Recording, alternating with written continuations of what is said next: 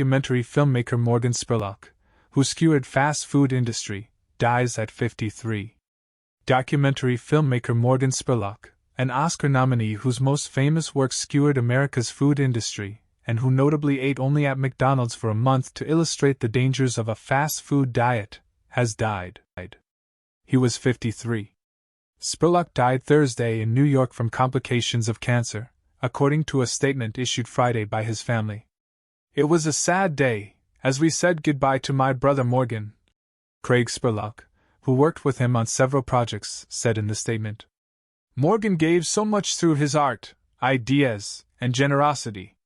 The world has lost a true creative genius and a special man. I am so proud to have worked together with him." Spurlock made a splash in 2004 with his groundbreaking film, Super Size Me, which was nominated for an Academy Award. The film chronicled the detrimental physical and psychological effects of Spurlock eating only McDonald's food for 30 days. He gained about 25 pounds, saw a spike in his cholesterol, and lost his sex drive. "Everything's bigger in America," he said in the film. "We've got the biggest cars, the biggest houses, the biggest companies, the biggest food, and finally, the biggest people." In one scene, Spurlock showed kids a photo of George Washington, and none recognized the founding father. But they all instantly knew the mascots for Wendy's and McDonald's. The film grossed more than $22 million on a $65,000 budget, and preceded the release of Eric Schlosser's influential Fast Food Nation, which accused the industry of being bad for the environment and rife with labor issues. Spurlock returned in 2017 with Super Size Me 2, Holy Chicken, a sober look at an industry that processes 9 billion animals a year in America. He focused on two issues: chicken farmers stuck in a peculiar financial system and the attempt by fast food chains to deceive customers into thinking they're eating healthier. "We're at an amazing moment in history from a consumer standpoint where consumers are starting to have more and more power," he told the Associated Press in 2019. "It's not about return for the shareholders. It's about return for the consumers."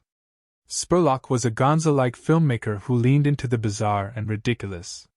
His stylistic touches included zippy graphics and amusing music, blending a Michael Moorish camera-in-your-face style with his own sense of humor and pathos.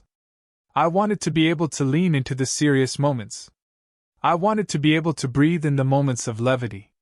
We want to give you permission to laugh in the places where it's really hard to laugh," he told the AP. After he exposed the fast food and chicken industries, there was an explosion in restaurants stressing freshness, artisanal methods, farm-to-table goodness, and ethically sourced ingredients. But nutritionally not much had changed. "There has been this massive shift, and people say to me, 'So has the food gotten healthier?'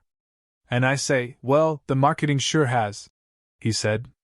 Not all his work dealt with food. Spurlock made documentaries about the boy band One Direction and the geeks and fanboys at Comic-Con. One of his films looked at life behind bars at the Henrico County Jail in Virginia, with 2008's "Where in the World is Osama bin Laden?" Spurlock went on a global search to find the Al-Qaeda leader, who was killed in 2011.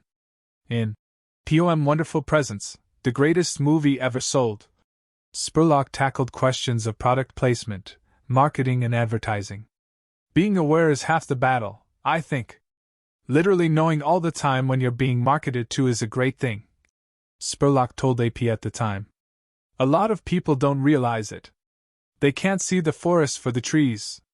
Super Size Me 2, Holy Chicken, was to premiere at the Sundance Film Festival in 2017, but it was shelved at the height of the #MeToo movement, when Spurlock came forward to detail his own history of sexual misconduct.